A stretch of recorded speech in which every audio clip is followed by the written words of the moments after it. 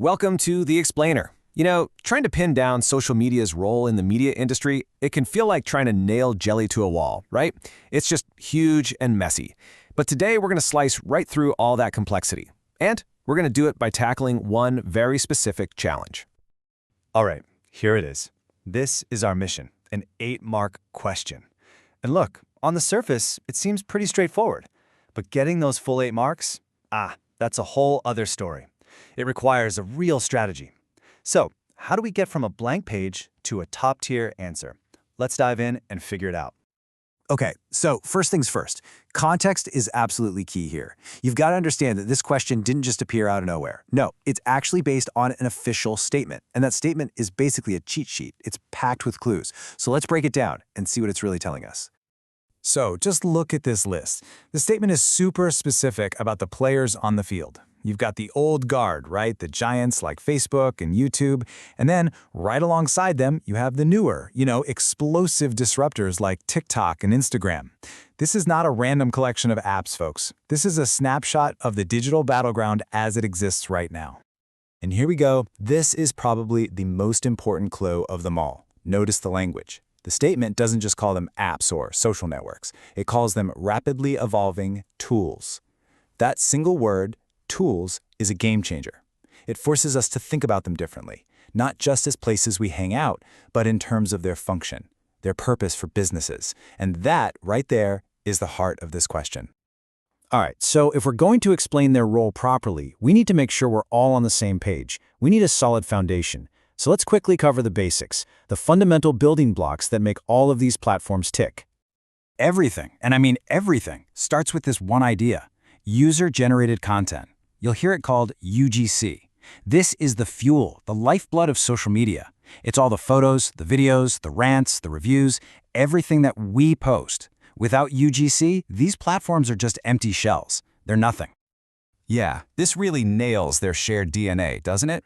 It's like a simple 3-part recipe for success. First, you let users post whatever they want. Second, that content pulls in massive crowds. And third, you turn around and sell access to those crowds through advertising. And the secret sauce that holds it all together? It's all highly visual. Photos, graphics, videos to keep our eyeballs glued to the screen. Okay, great. We've got the foundation laid. Now let's circle back to the main event, the core of our question. For a media business, what is the primary function of these platforms? What's their job? And wouldn't you know it, the answer is hiding in plain sight, right there in the statement. It's a 2-part job: connect with customers and promote products. That's it. It really is that simple. The best way to think about it is like a giant bridge. Social media is the bridge connecting, say, a movie studio or a game developer directly to you, their audience. But how does that bridge actually work? I mean, it's not just magic, right? It's not about just posting something and hoping for the best. No. There is a powerful economic engine running under the hood. So let's follow the money. And it's this incredibly simple but absolutely brilliant 3-step loop. Think about it. Step 1, we, the users, create and post content for free. Step 2, all that free content draws in a gigantic, hooked audience. And Step 3, businesses line up to pay the platform for a chance to talk to that audience. It's a perfect, self-fueling engine that just keeps on spinning.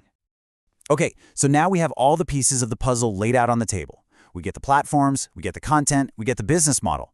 Now comes the million-dollar question, or, well, the 8-mark question. How do we put all these pieces together to build that perfect answer?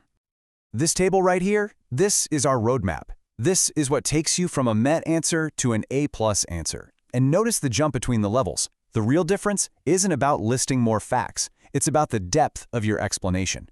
Look, almost anyone can describe what social media is, but we're not aiming for that. We are aiming for level 4, and that's all about insightful analysis of its impact. So what does a level 4 answer actually sound like? Well, for starters, you need specific, well-explained examples. It is absolutely not enough to just say, oh, a film studio uses Instagram. That's a level 1 or 2 answer. A level 4 answer explains how. You'd say something like, they use Instagram stories to drop exclusive behind-the-scenes clips, creating hype. And then they run hyper-targeted ad campaigns to push the main trailer directly to teenagers who have shown interest in sci-fi movies. See the difference? All right, next up is the big one, insightful analysis. This is where you explain the so what. Why does any of this matter?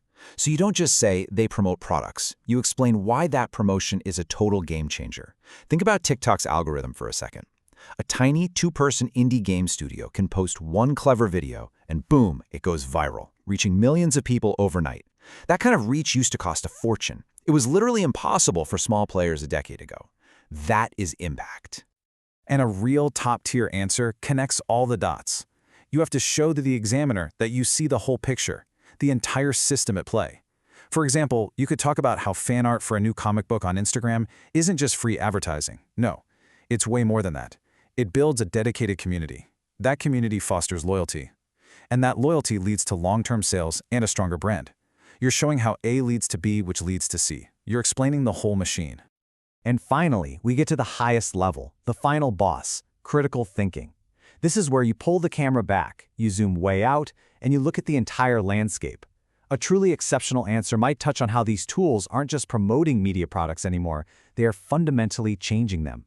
Think about it. They're blurring the lines between the creator and the consumer, between the fan and the artist. So, what's the big takeaway here? Social media is not just a billboard for the media industry. It's so much more. It's the whole ecosystem. It's the town square. It's the marketplace. It's the global fan convention, all happening 24/7 in your pocket. The secret to acing this question is to stop just describing what it is and start analyzing what it does. Which, of course, leaves us with one massive lingering question to think about. If this is where we are now, what on earth is it going to look like in 5 years?